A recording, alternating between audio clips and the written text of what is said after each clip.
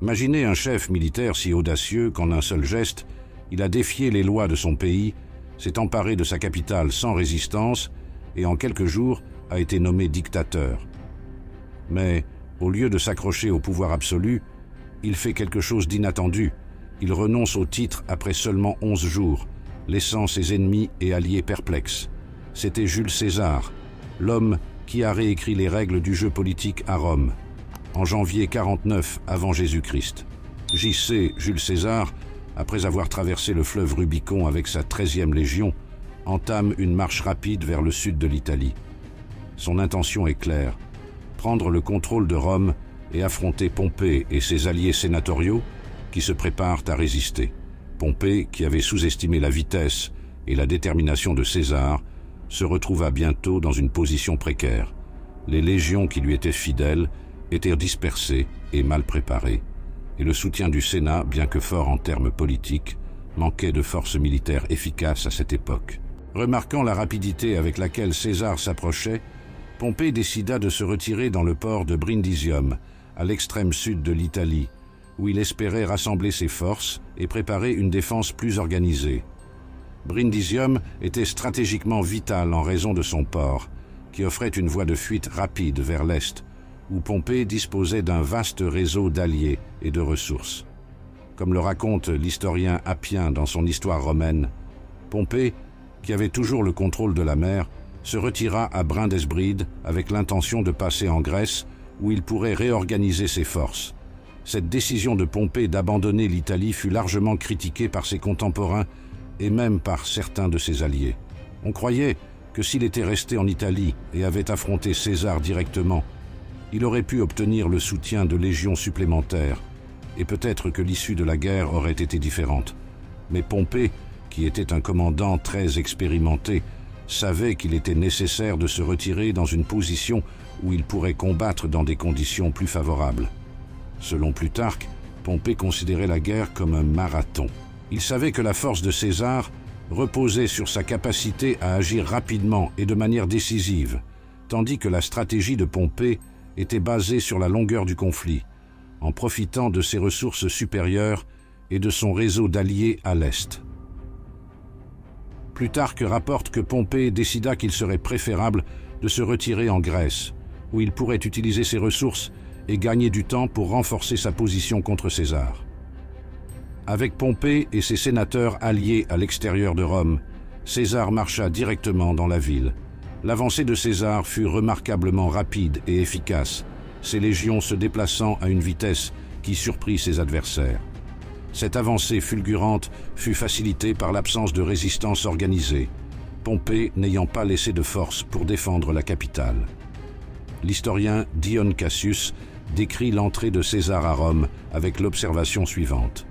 César entra à Rome en vainqueur, mais ne trouvant pas d'ennemis, seulement une ville vide, pleine de peur et d'incertitude.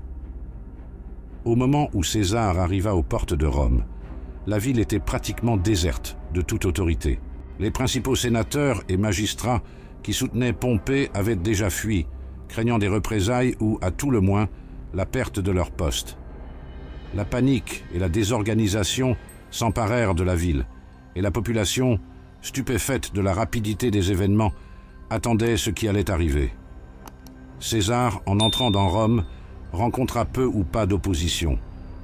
Avec la ville sous son contrôle, l'une des premières actions de César fut de prendre le commandement du trésor de l'État, situé dans le temple de Saturne. Il utilisa ces fonds pour financer ses campagnes militaires ultérieures et pour s'assurer de la loyauté de ses soldats. De plus, César a été nommé dictateur par le Sénat, une position qu'il a utilisée pour légitimer ses actions et consolider davantage son autorité. La fonction de dictateur dans la Rome républicaine était une magistrature extraordinaire, créée pour accorder à un seul homme des pouvoirs presque absolus, pour une période de temps limitée, généralement 6 mois, pour faire face à des crises graves. Le dictateur avait le pouvoir de prendre des décisions rapides, sans qu'il soit nécessaire de consulter le Sénat, mais son pouvoir était temporaire et soigneusement gardé pour éviter les abus. César, conscient de la tradition et du symbolisme associé au titre, accepta la nomination, mais se dépêcha d'agir pour ne pas donner l'impression de profiter de la situation pour établir une tyrannie.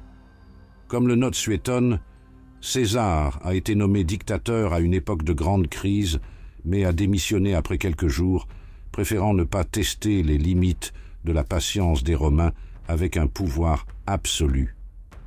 L'un des aspects les plus notables de la nomination de César en tant que dictateur a été sa décision de démissionner de ses fonctions après seulement 11 jours.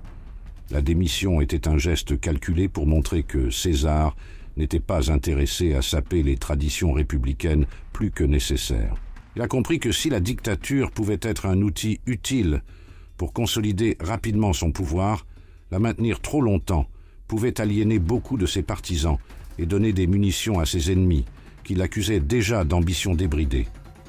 Après avoir démissionné de son poste de dictateur, César a été élu consul, un poste qui lui a permis de consolider son contrôle sur le gouvernement romain d'une manière plus acceptable pour l'élite romaine.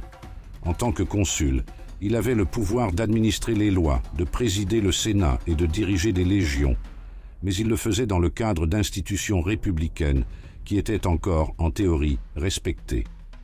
Cicéron note dans ses lettres « César est passé maître dans l'art d'utiliser les titres républicains pour dissimuler l'étendue de son pouvoir. C'est un consul, oui, mais avec la force d'un roi. Cette décision de renoncer au titre de dictateur était stratégique. César était conscient de la valeur symbolique du maintien de la façade de la République, tout en contrôlant efficacement tous les aspects du gouvernement. L'entrée de César à Rome et ses actions ultérieures ont polarisé davantage la société romaine. Pour certains, en particulier ceux qui ont bénéficié directement de ses réformes et de sa clémence, César était considéré comme un sauveur qui a ramené l'ordre à une époque de chaos.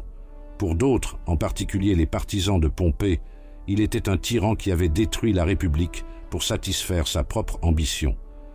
Parmi les sénateurs qui étaient restés à Rome, beaucoup se sentaient obligés de collaborer avec César, soit par peur, soit par calcul politique.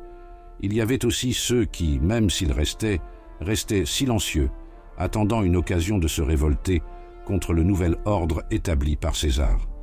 La réaction à Rome à la nomination de César comme dictateur a également été très variée.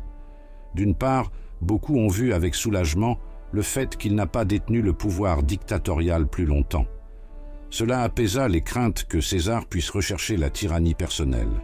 D'autre part, la rapidité et l'efficacité avec lesquelles il a consolidé le pouvoir ont montré à tous que, malgré ses déclarations de respect pour les traditions républicaines, il était déterminé à établir un nouveau type de leadership à Rome. En tant que consul, César mit en œuvre des changements dans l'administration gouvernementale et la justice. Il réorganisa les provinces, remplaçant les gouverneurs fidèles à Pompée par ceux qui le soutenaient. De plus, il a commencé à réformer le calendrier romain, qui était obsolète et causait de la confusion dans les célébrations religieuses et les cycles agricoles. Cette réforme du calendrier, qui a abouti au calendrier julien, a été l'une des réformes les plus durables de César, avec des effets qui ont duré des siècles. Dion Cassius a décrit ce qui suit à ce sujet. César a montré qu'il pouvait exercer un pouvoir absolu tout en maintenant le consulat comme s'il respectait la tradition. Mais tout le monde savait que la République était sous son contrôle. Peu de temps après avoir consolidé ce contrôle sur Rome, César marcha vers Brundisium pour tenter de capturer Pompée avant qu'il ne puisse s'échapper. Cependant, Pompée, utilisant ses compétences navales et son contrôle de la mer, a réussi à évacuer ses troupes vers la Grèce avant que César ne puisse terminer le siège. Pompée a pu embarquer une grande partie de ses forces ainsi que des fournitures et de l'équipement sur des navires qui étaient prêts dans le port de Brundisium. Le bloc de César, bien qu'ingénieux, n'était pas assez rapide pour empêcher le départ. L'historien Dion Cassius décrit la scène de la fuite. Pompée, avec sa flotte prête, embarqua ses troupes et fit voile vers l'est, laissant à César à peine plus qu'une ville vide et une victoire sans substance. Ce choix de la Grèce comme destination de Pompée n'était pas le fruit du hasard. Les provinces orientales de l'Empire romain, en particulier la Grèce et l'Asie mineure, étaient riches et possédait de vastes ressources militaires et financières. De plus, Pompée avait des liens étroits avec les élites locales, résultat de ses campagnes réussies pendant les guerres de Mithridate et des réformes administratives dans la région. Il espérait que ces alliances lui fourniraient les ressources nécessaires pour réorganiser ses forces et préparer une contre-offensive contre César. Une fois en Grèce, Pompée commença immédiatement à rassembler une nouvelle armée. Il convoqua des légions de ses provinces orientales, recruta des mercenaires et utilisa ses contacts avec des rois alliés, comme celui de Deiotarus de Galatie, pour renforcer son armée. Les forces de Pompée augmentèrent rapidement, et il fut en mesure de rassembler l'une des plus grandes forces militaires de l'époque, avec un total estimé à 40 000 fantassins et 6 000 cavaliers. Il s'assura également le contrôle de la mer, ce qui lui permit de garder les lignes d'approvisionnement ouvertes et d'entraver les mouvements de César. Mais avant d'affronter directement Pompée en Grèce, César décida de neutraliser les forces pompéiennes en Espagne, une région stratégique sous le contrôle de deux des légats les plus fidèles de Pompée, Lucius Afranius et Marcus Petreius. Ces généraux loyaux de Pompée possédaient une forte force défensive, utilisant le terrain montagneux de la région à leur avantage. César partit de Rome avec plusieurs légions et marcha vers l'Espagne, traversant les Pyrénées et faisant face aux difficultés logistiques qu'une campagne rapide et intense en territoire hostile entraînait naturellement. Il savait qu'il devait agir rapidement pour empêcher Afranius et Petreius de consolider leurs forces ou de recevoir des renforts de Pompée.